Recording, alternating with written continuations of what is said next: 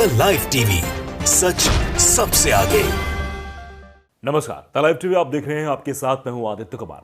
2020 में दिल्ली में दंगा हुआ था और उस दंगे में कई ऐसे लोगों को आरोपी बना दिया गया जिनके खिलाफ अब सबूत ही नहीं जुट पा रहे हैं, और वो सारे के सारे मुस्लिम हैं।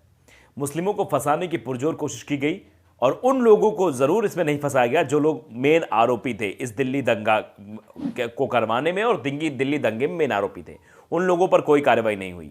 आप समझिए कि वो नाम है जो आप जानते हैं, उनको उनका नाम मैं नहीं लेना चाहता हूं, लेकिन अभी जो हाल फिलहाल में ताज़ा खबर है, ताज़ा अपडेट जो है वो ये है कि जब कोर्ट में इस बात को साबित करने की बात आई कि जो 9 आरोपी हैं, इन पर जो आरोप लगाए गए हैं, इन आरोप को साबित करो, तो कोई सबूत ही नहीं मिले। उसके बाद कोर्ट ने उन सभी 9 लोगों को बाइज्जत बरी कर दिया गया। आप देखिए कि इनमें से मोहम्मद शहनवाज, मोहम्मद शोएब, शाहरुख, राशिद, आज़ाद, अशरफ अली, परवेज, मोहम्मद फैसल और राशिद, ये लोग शामिल हैं जिन्हें बाइज्जत बरी कर दिया गया है। दिल्ली दंगा मामले में 9 आरोपी ये बाइज्जत बरी हुए हैं। इनके खिलाफ जो आरोप लगाए गए थे वो साबित नहीं हो पाए हैं। 2020 में जो दिल्ली दंगा हुआ तो उसमें 9 आरोपियों को कोर्ट ने बरी कर दिया है। कहा जो आरोप लगाए गए हैं वो नहीं हुए साबित। लगभग 3 साल पहले 2020 में देश की राजधानी दिल्ली के उत्तर पूर्वी इलाके में दंगे के दौरान आगजनी और तोड़फोड़ और अन्य अपराधों के मामले एक अदालत ने सोमवार को 9 लोगों को बरी कर दिया। कगरडुमा कोर्ट के अतिरिक्त सत्र न्यायाधीश पुलत्स्य प्रमाचला ने कहा, मेरा मानना है कि हेड कांस्टेबल विपिन की एकमात्र गवाही भीड़ में आरोपी व्यक्तियों की अनुपस्थिति का अनुमान लगाने के लिए पर्याप्त नहीं हो सकती है, जिसने चमन विहार के शिकायतकर्ता की संपत्ति को आग लगा दी थी। ऐसी स्थिति में आरोपी व्यक्तियों को संदेह का लाभ दिया जा सकता है। अदालत से बरी हुए लोगों में मोहम्मद शहनवाज उर्फ शानू, शाहरुख, मोहम्मद शोएब उर्फ छुटवा, आज़ाद, मोहम्मद फैसल, राशिद उर्फ राजा, अशरफ अली, परवेज और राशिद उर्फ मोनू शामिल हैं। अतिरिक्त सत्र न्यायाधीश ने कहा कि भले ही विपिन हर दिन जांच अधिकारियों के साथ पुलिस स्टेशन में ब्रीफिंग में शामिल होते थे, लेकिन उन्होंने औपचारिक रूप से इसे कहीं भी रिकॉर्ड नहीं किया है। अतिरिक्त सत्र न्यायाधीश ने आगे भी कहा कि विपिन ने स्वीकार किया कि पुलिस स्टेशन में हर रोज एक ब्रीफिंग होती थी जिसमें उनके साथ साथ आईओ भी शामिल होते थे, फिर भी आरोपी व्यक्तियों की संलिप्तता के बारे में जानकारी नहीं थी। 7 अप्रैल 2020 तक औपचारिक रूप से कहीं भी रिकॉर्ड किया गया।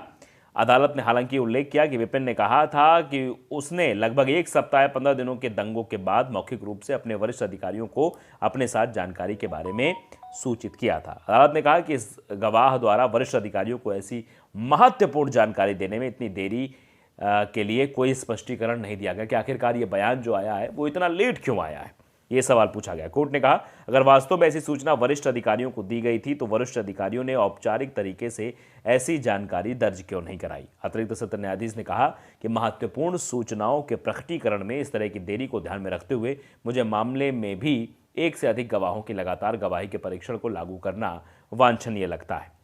आरोपियों को संदेह का लाभ मिला है। अतिरिक्त सत्र न्यायाधीश ने आरोपी व्यक्तियों को संदेह का लाभ देते हुए कहा कि एकमात्र गवाही ये मानने के लिए पर्याप्त नहीं हो सकती कि भीड़ में आरोपी व्यक्तियों की उपस्थिति थी जिसने चमन विहार में संपत्ति को आग लगा दी। ऐसी स्थिति में आरोपी व्यक्तियों को संदेह का लाभ दिया जा सकता है, इसी तौर पर कहा गया है। तो बाइज्जत इन लोगों को बरी कर दिया गया है। अपने आप में बड़ा सवाल है कि आखिरकार इन लोगों को बरी कोर्ट की तरफ से कर दिया गया, लेकिन इनके ऊपर जो आरोप लगाए गए, इतने दिन जांच चली, पड़ताल चली, आरोप तय रहे, लगभग 3 साल हो चुके हैं। 2023 चल रहा है, 2020 का ये घटनाक्रम है। उन 3 सालों में इनका जीवन, इनके घर वालों का जीवन कैसा हो गया होगा, इस बारे में शायद कोई चर्चा नहीं करेगा। आज ये बाइज्जत बरे जरूर हो गए हैं, लेकिन जब ये अपने घर, अपने परिवार के लोगों से मिलेंगे तो क्या इनका जीवन पहले की तरह हो जाएगा जैसा पहले था? आपको लगता है कि ऐसा हो जाएगा? हमें तो नहीं लगता कि ऐसा हो जाएगा। और कई ऐसे मसले रहे हैं जिसमें मुसलमान होने के नाते उन लोगों को आतंकवादी तक करार दे दिया गया, राष्ट्रद्रोह का केस चला दिया गया, यूएपीए लगा दिया गया, लेकिन उस दरमियान जो उनकी ज़िंदगी नरक बनी, उससे कोई निजात इन लोगों को नहीं दिला पाया। तो अब सवाल बहुत सारे हैं, लेकिन उनके जवाब शायद ही कोई दे पाए, शायद ही उन लोगों को न्याय मिल पाए। अपने आप में बड़ा सवाल है। लेकिन इस तरीके से किसी भी को आरोपी सिद्ध कर देना और आरोपी के बाद 2-2, 3-3 साल तक कोर्ट में मामला चलना, यह अपने आप में सवाल खड़े करता है। अब ललन पोस्ट ने भी बाकायदे ट्वीट किया है, लिखा है कि राष्ट्रीय राजधानी की एक अदालत ने उत्तर पूर्वी दिल्ली में 2020 में हुए दंगों के दौरान तोड़फोड़ और आगजनी करके 9 आरोपियों को सोमवार को बरी कर दिया है। इसमें मोहम्मद शहनवाज, मोहम्मद शोएब, शाहरुख, राशिद, आज़ाद, अशरफ अली, परवेज, मोहम्मद फैसल और राशिद शामिल हैं। ये लोग शामिल रहे, इन लोगों को बाइज्जत बरी कर दिया गया है। आप समझिए, एक गवाही थी और एक गवाही के आधार पर इन सभी लोग को दोषी ठहरा देना, ये भी कोर्ट ने सही नहीं समझा। कोर्ट ये क्योंकि चीज़ें देखनी चाहिए कि अब भाई उस वक्त एक लोग कह रहे हैं कि नहीं ये लोग वहाँ पर थे, अब पता नहीं वहाँ पर थे या नहीं थे, ये भी अपने आप बड़ा सवाल है। क्या पता कि रंजिशन ये जो चीज़ें कर दी गई हों। अब सोशल एक्टिविस्ट हैं कि ये भी लिख रहे हैं कि इनका कैरियर ख़त्म कर दिया पुलिस ने। ये सही चीज़ लिखी है कि ये जो 9 नाम हैं, इनका कैरियर ख़त्म हो गया है, इनका भविष्य अंधकार में चला गया है, ये जेल होके आए हैं, इन पर आरोप लगा था। ये दुनिया नहीं समझेगी, दुनिया इन्हें उसी नज़रिए से देखेगी और फिर इनके परिवार वालों के साथ 3 सालों में क्या हुआ होगा, उनके साथ क्या ज्यादती की गई होगी, इसका आप अंदाज़ा भी नहीं लगा सकते। एक बार इनके ऊपर आरोप लगा दिए गए, आरोप लगाकर जेल भेज दिया गया, पुलिस ने इनके सबको पकड़ लिया और उसके बाद आरोप सिद्ध नहीं हुआ, बाइज्जत बरी हो गए हैं। कोर्ट ने भले ही कह दिया बाइज्जत बरी, लेकिन 3 सालों में जो इनकी इज्जत उछाली गई, जो मीडिया ने भी उछाली, जो अन्य लोगों ने भी उछाली, क्या वो वापस आ सकती है? क्या मीडिया चिल्ला चिल्ला कर ये कहेगा कि नहीं ये जो 9 लोग रिहा हुए हैं ये दोषी नहीं थे? क्या इन पर डिबेट होगी? नहीं होगी। लेकिन उस वक्त इन पर डिबेट जरूर हुई थी। उस वक्त इनके घरों के बाहर जाकर मीडिया चिल्ला रही थी कि देखो ये लोग हैं जो दिल्ली दंगों में शामिल थे, वो 9 लोग, बकायदे चेहरा भी दिखाया गया होगा टीवी पर, और उनके परिवार वालों पर क्या बीती होगी। क्या वो वक्त लौटा सकते हैं? नहीं लौटा सकते। इसीलिए सोशल एक्टिविस्ट नाम के ट्विटर यूजर ने लिखा है कि इनका कैरियर खत्म कर दिया पुलिस वालों ने। आरिफ ने भी आगे लिखा है कि देखते जाओ, सारे बलात्कारी, दंगाई और रेपिस्ट क्रिमिनल जेल से बाहर होंगे और आम आदमी जेल में। न्यू इंडिया है। इसी तरह पे कह रहे हैं कि जेल किसको भेजा जा रहा है?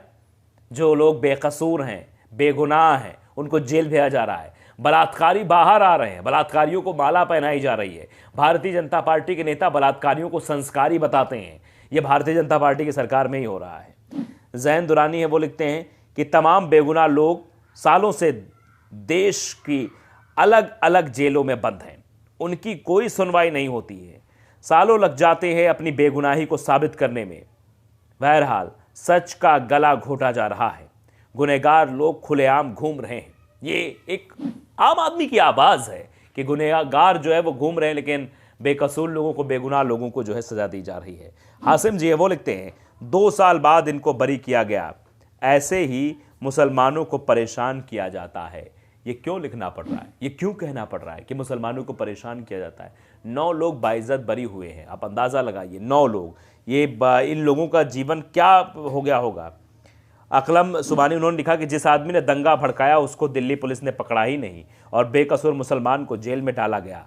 अल्लाह सब देखता है, ये लिखा गया है कि ईश्वर अल्लाह सब देखता है कौन लोग हैं जिन लोगों ने ऐसा किया। रुस्तम ने भी लिखा है कि इन बेकसूरों को फंसाने वालों को सज़ा कब होगी? इनकी ज़िंदगी की कीमत साल जो जेल में पीड़ित होकर गुजरे हैं उसका मुआवजा भरपाई कौन करेगा? ये भी सवाल पूछा जा रहा है कि जो जेल में इनका वक्त बीता है, जो इनके परिवार वालों के ऊपर जो प्रताड़ना की गई, आपसी आस पड़ोस समाज, पता नहीं क्या क्या चीज़ें हुई होंगी, उन सब प्रताड़ना से क्या इनकी कोई भरपाई कर सकता है? क्या वो जो पहले वाले दिन थे क्या वापस लौट कर आ सकते हैं? ये अपने आप में बड़ा सवाल है। लेकिन आप समझिए किस तरीके से बस मुसलमान होने की सज़ा इन लोगों को दे दी गई। तो द लाइव टीवी अगर आपने सब्सक्राइब नहीं किया है जरूर करिए, बेल आइकन दबाइए ताकि सच खबर आप तक पहुंचती रहे। नमस्कार। द लाइव टीवी, सच सबसे आगे।